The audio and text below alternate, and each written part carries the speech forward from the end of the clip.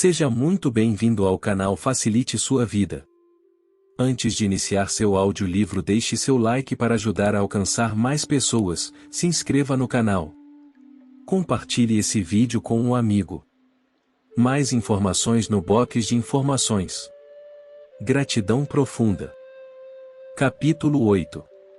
Os planos de correspondência. O que está em cima é como o que está embaixo, e o que está embaixo é como o que está em cima. O Kybalion. O segundo grande princípio hermético explica a verdade que há uma harmonia, uma correlação e correspondência entre os diferentes planos de manifestação, vida e existência.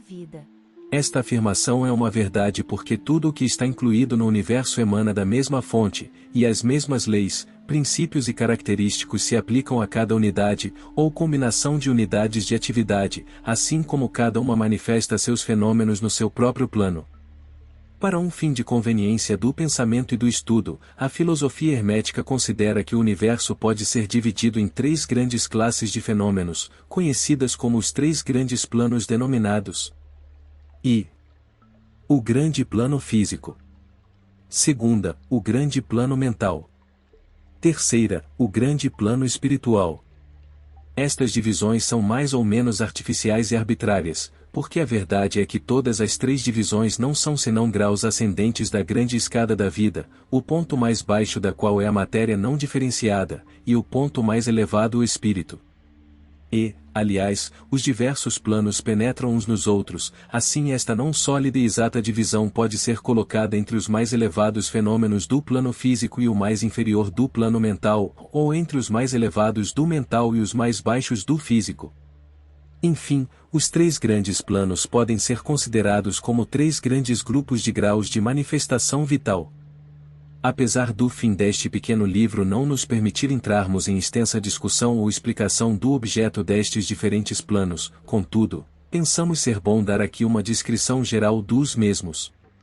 A princípio devemos considerar bem a pergunta tantas vezes feita pelo neófito, que deseja ser informado a respeito do significado da palavra o plano, termo que tem sido muito usado e pouco explicado em muitas obras de ocultismo. A pergunta é geralmente expressa assim: é um plano um lugar tendo dimensões, ou é simplesmente uma condição ou estado? Respondemos: não, ou não é um lugar, nem uma dimensão ordinária do espaço, é ainda mais que um estado ou uma condição e, apesar disso, o estado ou a condição é um grau de dimensão, em escala sujeita à medida. Um tanto paradoxal, não é verdade? Porém examinemos a matéria. Uma dimensão, vós o sabeis, é uma medição em linha reta, em relação à medida, etc. As dimensões ordinárias do espaço são comprimento, largura e altura, ou talvez comprimento, largura, altura, espessura ou circunferência. Há uma outra dimensão das coisas criadas, ou medida em linha reta, conhecida pelos ocultistas, como também por cientistas, apesar destes últimos não a chamarem com o termo dimensão ou e esta nova dimensão, que futuramente será a mais investigada como quarta dimensão, é a marca usada na determinação dos graus ou planos. Esta quarta dimensão pode ser chamada a dimensão da vibração. Este é um fato bem conhecido para a moderna ciência, como para os hermetistas, que estabeleceram a verdade no seu terceiro princípio hermético, que o tudo se move, tudo vibra, nada está parado. Desde as manifestações mais elevadas até as mais baixas, todas as coisas vibram. Não somente elas vibram em diferentes coeficientes de movimento, mas também em diversas direções e de diferentes maneiras. Os graus de coeficiente das vibrações constituem os graus de medição na escala de vibrações, ou em outras palavras, os graus da quarta dimensão. E estes graus formam o que os ocultistas chamam o planos. O mais elevado grau de vibração constitui o plano mais elevado e a mais elevada manifestação da vida que ocupa este plano. Assim, apesar de um plano não ser um lugar, nem ainda um estado ou uma condição, ele possui as qualidades de ambos. Desejaríamos dizer mais sobre o assunto da escala das vibrações nas nossas próximas lições, em que consideraremos o princípio hermético de vibração. Deveis lembrar-vos agora que os três grandes planos não são as divisões atuais dos fenômenos do universo, mas simplesmente termos arbitrários empregados pelos hermetistas para facilitar o pensamento e o estudo dos vários graus e formas da atividade e da vida universal. O átomo de matéria, a unidade de força, a mente do homem e a existência do arcanjo são graus de uma escala, e fundamentalmente a mesma coisa, a diferença sendo simplesmente uma questão de grau e coeficiente de vibração, todas são criações do todo, e só têm sua existência na infinita mente do todo. Os hermetistas subdividem cada um destes três grandes planos em 7 planos menores, e cada um destes são também subdivididos em 7 subplanos, todas as divisões sendo mais ou menos arbitrárias, penetrando umas nas outras, e adotadas somente para a conveniência do estudo científico e para a ideia. O grande plano físico, com seus 7 planos menores, é a divisão dos fenômenos do universo que inclui todos os que são relativos às coisas, forças e manifestações físicas ou mentais. Inclui todas as formas do que chamamos matéria e todas as formas do que chamamos energia ou força. Deveis saber, porém, que a filosofia hermética não reconhece a matéria como uma coisa em si, ou como tendo uma existência separada constante na mente do todo. Os ensinamentos são que a matéria é antes uma forma da energia, por ela é a energia num coeficiente inferior de vibrações de certa espécie. E de acordo com isto os hermetistas classificam a matéria como a extremidade inferior da energia, e dão-lhe 3 dos 7 planos menores do grande plano físico. Estes 7 menores planos físicos são os seguintes. O plano da matéria, Sa. Segunda, o plano da matéria, Sb. Terceira, o plano da matéria, C. Quarta, o plano da substância etérea. V. O plano da energia, Sa. Sexta, o plano da energia, Sb. Sétima, o plano da energia, C. O plano da matéria, Sa, compreende as formas da matéria em suas formas de sólidos, líquidos e gasosos como geralmente reconhecem os livros dos físicos. O plano da matéria, Sb, compreende certas formas mais elevadas e mais sutis da matéria, cuja existência a ciência moderna está reconhecendo agora, os fenômenos da matéria radiante, nas suas fases de radium, etc., que contém a subdivisão inferior deste plano menor. O plano da matéria, C, compreende as formas da matéria mais sutil e tênue, cuja existência não é suspeitada pelos cientistas ordinários. O plano da substância etérea compreende o que a ciência chama o éter, uma substância de extrema tenuidade e elasticidade, que penetra todo o espaço do universo, e age como mediador para a transmissão de ondas de energia, como a luz, o calor, a eletricidade, etc. Esta substância etérea forma um elo de relação entre a matéria, assim chamada, e a energia e participa da natureza de ambas. Os preceitos herméticos, contudo, ensinam que este plano tem 7 subdivisões, como tem todos os planos menores, e que com efeito existem 7 éteres, em vez de um só. Imediatamente acima do plano da substância etérea está o plano da energia, Sa, que compreende as formas ordinárias da energia conhecida pela ciência, sendo, respectivamente, estes 7 subplanos, o calor, a luz, o magnetismo, a eletricidade e a atração incluindo a gravitação, a coesão, a afinidade química, etc. e várias outras formas de energia indicada pelas experiências científicas mas ainda não classificadas. O plano da energia, Sb, compreende 7 subplanos de formas elevadas da energia ainda não descoberta pela ciência, mas que têm sido apelidadas as forças mais sutis da natureza e que são consideradas em ação nas manifestações de certas formas de fenômenos mentais e pelas quais tais fenômenos são possíveis. O plano da energia, C, compreende 7 subplanos de energia tão elevadamente organizados, que eles contêm muitos característicos da vida, mas que não é reconhecido pela mente dos homens no plano ordinário de desenvolvimento, sendo útil só ao uso dos entes do plano espiritual, tal energia nem é sonhada pelo homem ordinário, e pode ser considerada quase como a força divina. Os entes que a empregam são como deuses comparados com os mais elevados tipos humanos conhecidos por nós. O grande plano mental compreende as formas de pensamentos viventes conhecidas por nós na vida ordinária, bem como certas outras formas só bem conhecidas dos ocultistas. A classificação dos 7 menores planos mentais é mais ou menos satisfatória e arbitrária, se não for acompanhada por esmeradas explicações que estão fora do fim desta obra particular, contudo vamos mencioná-los. Eles são os seguintes. O plano da mente mineral. Segunda, o plano da mente elemental, já. Terceira, o plano da mente vegetal. Quarta, o plano da mente elemental, B. V. O plano da mente animal.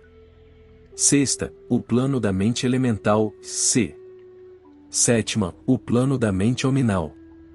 O plano da mente mineral compreende os estados ou as condições das unidades, entidades, ou grupos e combinações das mesmas, que animam as formas conhecidas por nós como minerais, químicas, etc. Estas entidades não podem ser confundidas com as moléculas, os átomos e os corpúsculos, que são simplesmente os corpos ou as formas materiais destas entidades, assim como o corpo de um homem é a sua forma material e não ele mesmo. Estas entidades podem ser chamadas espíritos em certo sentido, e seres viventes de um grau inferior de desenvolvimento, vida e mente, exatamente um pouco maior que as unidades da energia vivente que compreendem as mais elevadas subdivisões do mais elevado plano físico. A mente média não quer geralmente atribuir a possessão da mente, espírito ou vida ao reino mineral, mas todos os ocultistas reconhecem a existência dela e a ciência moderna move-se rapidamente para o ponto de vista do hermetismo, a respeito deste assunto. As moléculas, os átomos e os corpúsculos têm seus amores e ódios, suas semelhanças e dissemelhanças, atrações e repulsões, afinidades e desafinidades, etc., e muitas das mais intrépidas mentes de ciência moderna expressaram a opinião que o desejo e a vontade, as emoções e sentimentos, dos átomos simplesmente diferem em grau dos que os homens têm. Não temos espaço para argumentar sobre este assunto. Todos os ocultistas conhecem isto, e outros se referiram às diversas obras científicas mais recentes para a corroboração exterior. Estas são as 7 subdivisões usuais deste plano. O plano da mente elemental já compreende o estado ou a condição, e grau de desenvolvimento mental e vital de uma classe de entidades desconhecidas ao homem médio, mas reconhecidas pelos ocultistas. Elas são invisíveis aos sentidos ordinários do homem, mas não obstante existem e têm a sua parte do drama do universo. O seu grau de inteligência está entre o das entidades minerais e químicas, de um lado, e das entidades do reino vegetal do outro. Também neste plano há 7 subdivisões. O plano da mente vegetal, em suas 7 subdivisões, compreende os estados ou as condições das entidades contidas nos reinos do mundo vegetal, os fenômenos vitais e mentais que as pessoas de inteligência média justamente bem compreendem, tendo sido publicadas na última década muitas obras novas e interessantes sobre a mente e a vida nas plantas. As plantas têm vida, mente e espírito, tão bem como os animais, o homem e o super-homem. O plano da mente elemental, B, nas suas 7 subdivisões, compreende os estados e as condições de uma forma mais elevada das entidades elementais ou invisíveis, tendo a sua parte na obra geral do universo, cuja mente e vida formam uma parte daí, e cada entre o plano da mente vegetal e o plano da mente animal, as entidades participando da natureza de ambos. O plano da mente animal, nas suas 7 subdivisões, compreende os estados e as condições de entidades, entes ou espíritos que animam as formas animais da vida, familiares a nós todos. Não é necessário entrar em detalhes a respeito deste reino ou plano de vida, porque o mundo animal nos é tão familiar como o nosso próprio. O plano da mente elemental, C, nas suas 7 subdivisões, compreende as entidades ou entes invisíveis, como são todas as formas elementais, que participam da natureza da vida animal e da humana em certo grau e certas combinações. As formas mais elevadas são meio humanas em inteligência. O plano da mente humana, nas suas 7 subdivisões, compreende as manifestações da vida e da mentalidade que são comuns ao homem, nos seus vários graus e divisões. Nesta relação sabemos que o homem médio atual ocupa a 4ª subdivisão do plano da mente humana, e somente o mais inteligente cruzou as fronteiras da 5ª subdivisão. A raça gastou milhões de anos para alcançar esta posição, e serão necessários muitos mais anos para que ela passe a 6ª e a 7ª subdivisões e vá além delas. Mas, lembrai-vos que existiram raças antes de nós que passaram por esses degraus e nos planos mais elevados. A nossa própria raça é a quinta, com restos da quarta, que pôs os pés no caminho. Contudo, há alguns espíritos avançados da nossa própria raça que ultrapassaram as massas, e que passaram a sexta e a sétima subdivisões, e muito poucos entes estão acima deles. O homem da sexta subdivisão será o super-homem, e o da sétima o homem de cima. Na nossa consideração dos 7 planos mentais menores, nós nos referimos aos 3 planos elementais em sentido geral. Não queremos entrar em detalhes sobre este assunto, porque esta obra limita-se a tratar da filosofia e dos preceitos em geral. Mas podemos dizer-vos mais, com o fim de dar-vos uma pequena ideia mais clara das relações destes planos aos mais familiares deles. Os planos elementais têm a mesma relação com os planos da mentalidade e da vida mineral, vegetal, animal e hominal, como as claves pretas do piano têm para com as claves brancas. As claves brancas são suficientes para produzir a música, mas há certas escalas, melodias e harmonias em que as claves pretas têm a sua parte, e em que a sua presença é necessária. São necessários também como elos de união da condição do espírito, são entidades-estados, entre os outros diversos planos, certas formas de desenvolvimento podendo ser atingidas nele, este último resultado dando ao leitor que pode ler entre as linhas uma nova luz sobre o processo de evolução, e uma nova chave da porta secreta dos lábios da vida entre um reino e o outro. Os grandes reinos dos elementais são muito reconhecidos por todos os ocultistas, e os escritos esotéricos estão cheios de menção deles. Os leitores de Osanônio de Bulwer-Lytton e outras obras semelhantes poderão reconhecer as entidades que habitam estes planos de vida. Passando do grande plano mental ao grande plano espiritual, que poderemos dizer? Como poderemos explicar estes estados mais elevados do ente, da vida e da mente, as mentes ainda inábeis para compreender e entender as mais elevadas subdivisões do plano da mente hominal? A tarefa é impossível. Poderemos falar só nos termos mais gerais. Como pode a luz ser descrita a um homem nascido cego? Como explicar o açúcar a um homem que nunca comeu coisa doce, ou a harmonia a um que nasceu surdo?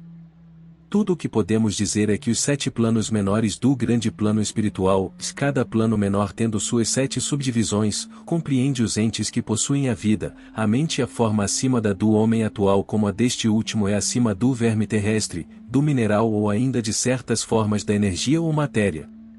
A vida destes entes é tão transcendental para nós, que ainda não podemos pensar nos detalhes dos mesmos, as suas mentes são tão transcendentes que para eles nos parecemos pensar um poucochinho, e os nossos processos mentais lhes parecem simplesmente como um processo material, a matéria de que as suas formas são compostas são dos planos mais elevados da matéria, contudo, muitos disseram que eles estão presos na pura energia.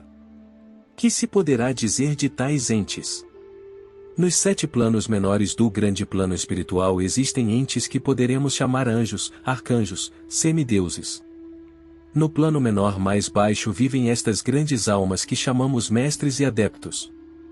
Acima deles fica a grande hierarquia das hostes angélicas, inconcebíveis ao homem, e acima destas ficam os que podem ser chamados sem irreverência os deuses, tão elevados na escada da existência estão eles, pois que a sua existência, inteligência e poder são semelhantes aos atribuídos pelas raças de homens às suas concepções da divindade. Estes entes estão ainda além dos mais elevados voos da imaginação humana, e o epíteto divino é o único que lhes é aplicável. Muitos destes entes como também as hostes angélicas tomam muito interesse nos negócios do universo e têm uma parte importante neles. Estas invisíveis divindades e anjos protetores estendem a sua influência livre e poderosamente no processo da evolução e do progresso cósmico. A sua ocasional intervenção e assistência nos negócios humanos criou as muitas lendas, crenças, religiões e tradições da raça passada e presente. Eles muitas vezes impuseram ao mundo os seus conhecimentos e poderes conforme a lei do todo. Mas, ainda mesmo os mais elevados destes entes adiantados existem simplesmente como criações da mente do todo, e são sujeitos aos processos cósmicos e às leis universais. Eles são ainda mortais.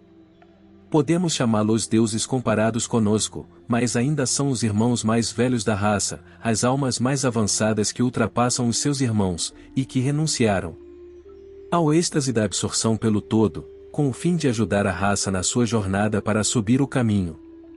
Mas eles pertencem ao universo e estão sujeitos às suas condições, são mortais, e o seu plano está abaixo do plano do Espírito Absoluto. Somente os mais avançados hermetistas são aptos para compreender os mais ocultos preceitos a respeito dos estados de existência e dos poderes manifestados nos planos espirituais. Os fenômenos são tão superiores aos dos planos mentais que uma confusão de ideias resultaria certamente se atentássemos em descrevê-los. Somente aqueles cujas mentes foram muito adestradas nas linhas da filosofia hermética por muitos anos, e certamente que estes transportam consigo de outras encarnações o conhecimento adquirido previamente, e podem compreender justamente o que é significado pelo ensinamento sobre este plano espiritual.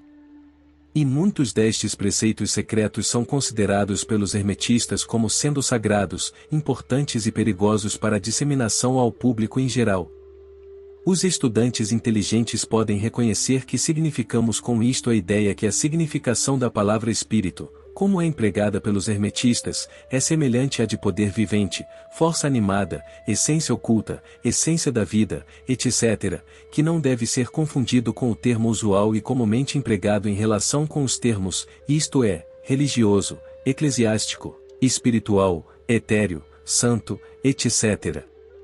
Aos ocultistas a palavra espírito se emprega no sentido de o princípio animado, entendendo com isto a ideia de poder, energia vivente, força mística, etc.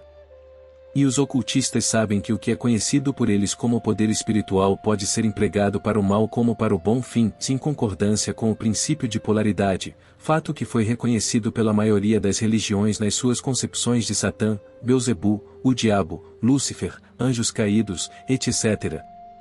E assim os conhecimentos a respeito destes planos foram conservados no Santo dos Santos, na câmara secreta do templo de todas as fraternidades esotéricas e ordens ocultas. Mas podemos dizer aqui que aquele que atingiu os poderes espirituais superiores e empregou-os mal tem um terrível destino para si na história, e a vibração do pêndulo do ritmo inevitavelmente lançá-lo-á no extremo mais baixo da existência material, de cujo ponto ele tem de fazer a sua caminhada de prisão espiritual, pelas muitas voltas do caminho, mas sempre com a tortura de ter sempre consigo uma ligeira memória das alturas de que caiu por causa das suas más ações. A lenda da queda dos anjos tem uma base nos fatos atuais, como sabem todos os ocultistas avançados. Os esforços para poderes egoístas no plano espiritual inevitavelmente traz como resultado no espírito egoísta a perda da sua balança espiritual e a queda do mesmo modo que foi elevado previamente. Mas, ainda para tal alma, é dada a oportunidade da volta, e ela toma o caminho de volta, pagando a terrível penalidade de acordo com uma invariável.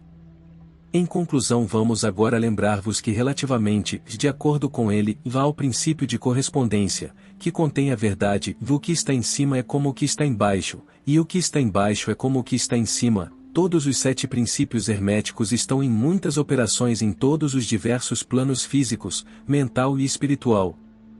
O princípio da substância mental aplica-se a todos os planos, porque tudo nasceu na mente do todo. O princípio de correspondência se manifesta em tudo, porque há uma correspondência, harmonia e correlação entre os diversos planos. O princípio de vibração se manifesta em todos os planos, com efeito, a verdadeira diferença que faz os planos resulta da vibração, como explicamos. O princípio de polaridade manifesta-se em todos os planos, porque os extremos dos polos são aparentemente opostos e contraditórios. O princípio de ritmo manifesta-se em todos os planos, o movimento dos fenômenos tendo o seu fluxo e refluxo, a sua alta e baixa. O princípio de causa e efeito se manifesta em todos os planos, cada efeito tendo a sua causa e cada causa tendo o seu efeito. O princípio de gênero manifesta-se em todos os planos, sendo a energia criadora sempre manifestada e operando ela pela linha dos aspectos masculinos e femininos. O que está em cima é como o que está embaixo, e o que está embaixo é como o que está em cima. Este axioma hermético de centenas de anos compreende um dos grandes princípios dos fenômenos universais. como procedemos com as nossas considerações dos princípios permanentes, vamos ter ainda mais claramente a verdade da natureza universal deste grande princípio de correspondência.